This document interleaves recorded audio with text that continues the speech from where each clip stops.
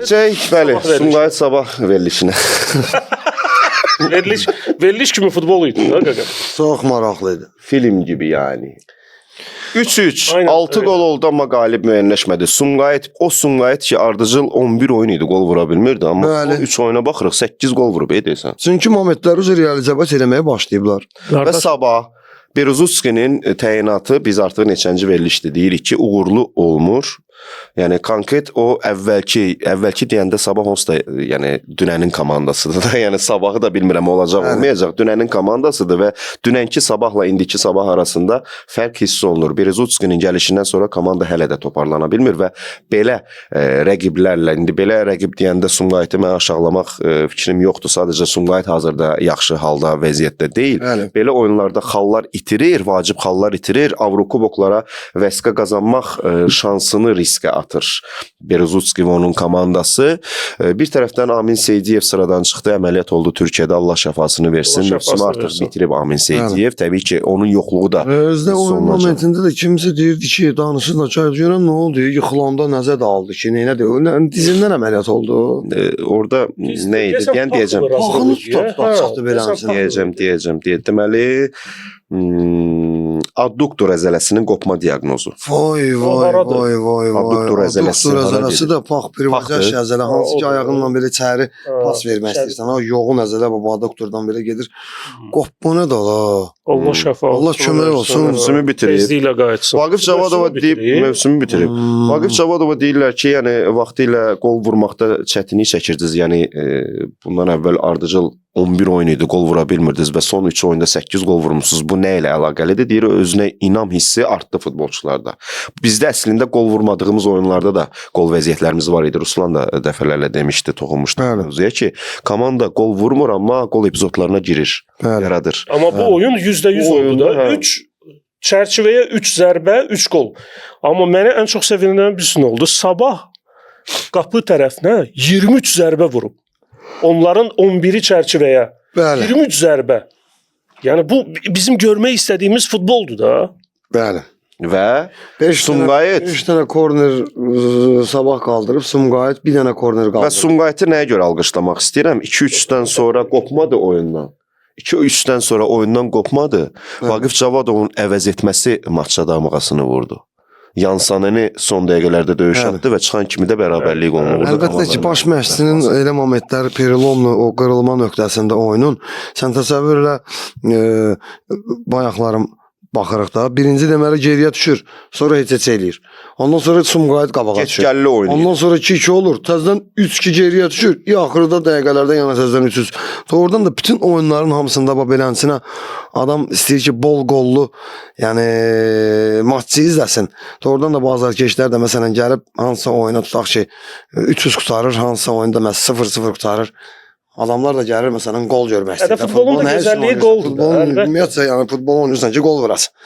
O momentdə də yəni doğrudan da Sumqayıt komandasını alqışlamaq lazım ki, doğrudan da son 2-3 turda artıq elə bil o hansı ki yuxuya getmişdilər, necə deyim. Yəni həmin o yuxudan ayıldılar. Qış da geridə qaldı və qış yuxusundan da oyandı. Ondan sonra da elə onlar da. Yenə də bayaq sən də vurğuladın. Momentləri istifadə edə bilmirlər. Doğrudan da momentə girirdilər. O futbolçunun ustalıq səviyyəsindən asılı. Sumqayıtın son 3 oyununa baxırıq. Turan-Tovuzu məğlub ediblər, Kəpəzi məğlub ediblər və indi də Sabahdan bir xal aldılar. Yəni 3 oyuna 7 xal. Sabahda 74-cü heçəsini elədilər. 15-ci heçə bu Azərbaycan çempionatları tarixində bir rekord göstərir. Doğrudan da yəni. Hələ mövsüm bitməyib ha. Yəni bundan sonra bəlkə də 20 oldu. Yəni doğrudan da Sabah komandası da statistika ilə oyunun gedişatından, top saxlamaq, top faizi, qapıya zərbələr, yəni baxanda məsələn doğrudan da üstələyir ən azından 2 dəfə Sumqayıtı. Amma ona baxmayaraq, yəni o top futbol statistikadan ibarət deyil də yəni. Yox, əlbəttə. Sən çıxacaqsan, oynayacaqsan son dəqiqəyə qədər. Statistika ilə bağlı məşhur bir deyim var da, yəni statistikanı mini yubkaya bənzədirlər, yəni. Ay sağ ol. Fergusonun məşhur O vaxt. danışması var idi ki, o vaxt səsləndirmişdi də oradan da statistika dünən üçün keçərlidir kağız üzərində. Bu gün meydanda tamam başqa proseslər cərəyan eləyir. Bu gün tamam başqa nəticələrin şahidi ola bilərik.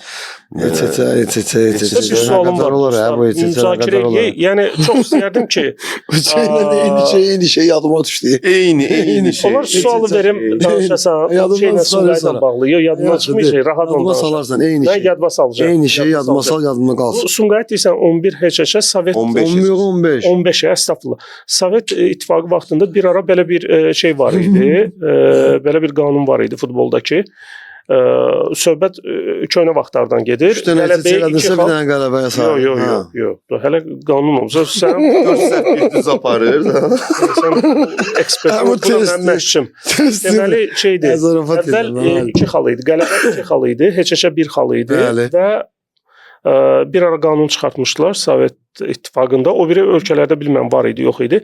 HÇŞ-lərin limiti deyə bir şey var idi. Məsəl üçün sən 10 dənədən artıq oynadığın HÇŞ 10 HÇŞ-yə 10 xalqı götürürsən, ondan sonra gələn HÇŞ bərabərə qalanlar xal gətirmirdi sənə. Şeylər olmur. Sovet İttifaqı vaxtında olub o. Limit olub, vallahi deyirəm. Baxın da maraqlanın.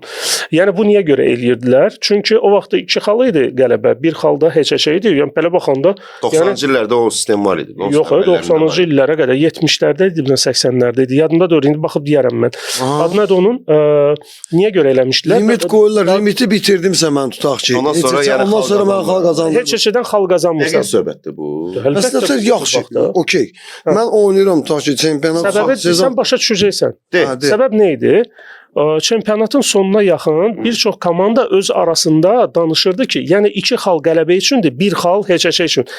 İndiki kimi 3-1 deyil idi də. Baxırdım ki, misal üçün mən onsuz da Mənə heç nə lazım deyil. Mənə lazım deyil, sənə lazımdır HÇŞ oynayırdım ki, gələn çempionat mənə qaytararsan bu xalları. Mənlə uduz da. Daqavarnaklar var idi. Verirsən ki, xal uduz ver də ki. Bilmirəm. Yəni bu daqavarnoy oyunlar var idi, qurma oyunlar. Bunun qarşısını almaq üçün limit qoymuşdular.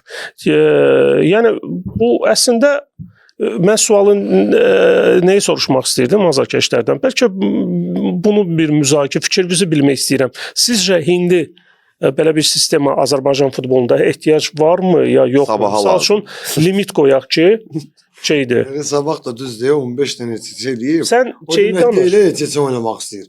Onlar da məğlub olan momentində qol vurublar. Məsələn, neçə bir xal götürüblər. Və yaxud da evdə oynadığı 1-0-dur və yaxud da 2-0 ya və yaxud da 3-2 duram, gəlib 3-3 oynayıram.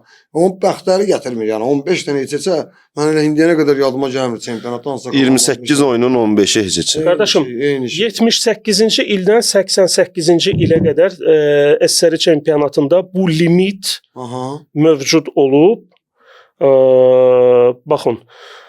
Limit 78-də 8 oyun olub, 79-da 8, 80-dən 88-ci ilə qədər 10 oyun, 10 HÇŞ. Ondan xal qazanırsan, ondan sonra HÇŞ-lərə bir xalda vermirlər sizə. Deməli onda gətir götür olub da o vaxt oyunların çoxları.